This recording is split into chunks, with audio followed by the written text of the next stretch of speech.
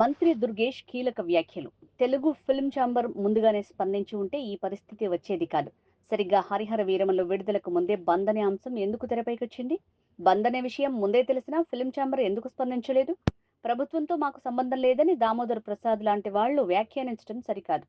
Telugu cinema పెద్దలు AP ప్రభుత్వాన్ని కలుస్తారా లేదా అనేది ఇక వాళ్ల విజ్ఞతకే వదిలేస్తున్నాం. మమ్మల్ని కలవలేదని ఏ రోజు తెలుగు సినిమా నిర్మాతల్ని ఇబ్బంది పెట్టలేదు. సినిమా టికెట్ల రేట్లకు సంబంధించి శాశ్వత విధానాన్ని తీసుకురావడానికి ఏపీ ప్రభుత్వం సిద్ధంగా ఉంది. ఏపీ ప్రభుత్వాన్ని కలవాల్సిందని నిర్మాత అల్లు అరవింద్ ఇప్పుడు చెప్పడం హర్షణీయం. పవన్ కళ్యాణ్ గారు మాట్లాడింది స్పష్టమైన విషయం. అదేమిటంటే సినిమా పరిశ్రమకి సహకరిస్తున్నప్పుడు మీరు వచ్చి కలిస్తే మీ సమస్యలు ఏమన్నా ఉంటే పరిష్కరించడానికి మేము సిద్ధంగా ఉన్నాం. అదే ఈ సంవత్సరం పొడుగునా మేము చేస్తా ఉన్నటువంటి అంశం అనేటువంటి చెప్పారు. కలవాల్సిన అవసరం ఉందనేటువంటి మాట చెప్పారు. మేము చెప్పడం ఏంటి, ఇవాళ సినిమా ఇండస్ట్రీలో సుప్రసిద్ధ నిర్మాత అరవింద్ గారు కానీ ఇతరత్ర నిర్మాతలు కానీ వారు కూడా చెప్తున్న మాట ఏంటంటే, మీరు విన్నారు కదా, వారు చెప్పింది కూడా కలవాలి, కలవాల్సి ఉంది, ఎందుకు కలవలేదు మాకు అర్థం కావట్లేదు. అది కలవకపోవటం అనేది ఇక వారి విద్యతకు వదిలేసాం, అదే చెప్తున్నాం. అలా కలవలేదని ఏనాడైనా మేము సినిమా పరిశ్రమకు వ్యతిరేకంగా నిర్ణయాలు తీసుకున్నామా? మీరు ఒక మాట ఆలోచించండి. వెంటనే వారందరికీ కూడా ఒక మీటింగ్ పెట్టి మీకు సహకరిస్తాం, మా సినిమాటోగ్రఫీ మంత్రి మీకు సహకరిస్తాడనేటువంటి మాట చెప్పారు. తర్వాత నేను సినిమాటోగ్రఫీ మంత్రిగా వారందరికీ ఒక లేఖ రాశాను. మనందరం కూర్చుని మీ సమస్య ఉంటే పరిష్కరిద్దాం అన్నటువంటి లేఖ ఛాంబర్ వారికి వాళ్ళందరికీ కూడా రాయడం జరిగింది. అదేవిధంగా మరో మాట చెప్తున్నాం, ఇవాళ ఒక కొత్త పాలసీని తీసుకురావడానికి కూడా ఈ ప్రభుత్వం సిద్ధంగా ఉంది.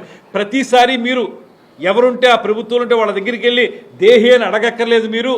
మీకు ఒక పాలసీ తీసుకొస్తాం, దాని ప్రకారం ఏ సినిమాకి ఎంత పెంచాలి, లేకపోతే సినిమా రంగానికి ఏ రకమైన సహకారం అందించాలి, ఎగ్జిబిటర్స్ని కానీ డిస్ట్రిబ్యూటర్స్ని కానీ, నిజమే ఎగ్జిబిటర్స్కి వాళ్ళ ఇబ్బంది ఉంది, వాళ్ళకి సింగిల్ థియేటర్స్ ఉన్నటువంటి వాళ్ళందరికీ కూడా ఇబ్బంది ఉంది, నో డౌట్. అందులో మల్టీప్లెక్స్ వాళ్ళకి ఏమైనా ఉపయోగం ఉందేమో కానీ సింగిల్ థియేటర్స్ ఉన్న వాళ్ళకి కష్టం ఉంది. ఇలాంటివన్నీ మనం పరిష్కరించుకోవడానికి ఒక పాలసీ తీసుకురావడానికి మేము సిద్ధంగా ఉన్నాం అనేటువంటి మాట చెప్తున్నాం.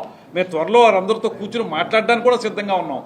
ఈ సందర్భంలో మా ఉప ముఖ్యమంత్రి గారు హీరోగా నటించినటువంటి హరిహర వీరమలు సినిమా విడుదల సందర్భంగానే బంద్ అనేటువంటి అంశం ఎందుకు తెర మీదకి వచ్చింది? సరే, ఇవాళ మీరు చెప్తూ ఉన్నారు బంద్ లేదని. అసలు మీరు ఈ మాటని ఆ టాపిక్ బయటకు వచ్చినప్పుడు ఏదైతే మీకు సోషల్ మీడియాలో కానీ అది సర్క్యులేట్ అవుతూ ఉందో ఆ సమయంలోనే ఎందుకు స్పందించి ఆ ఛాంబర్ వారు ఆ మాట చెప్పలేదు?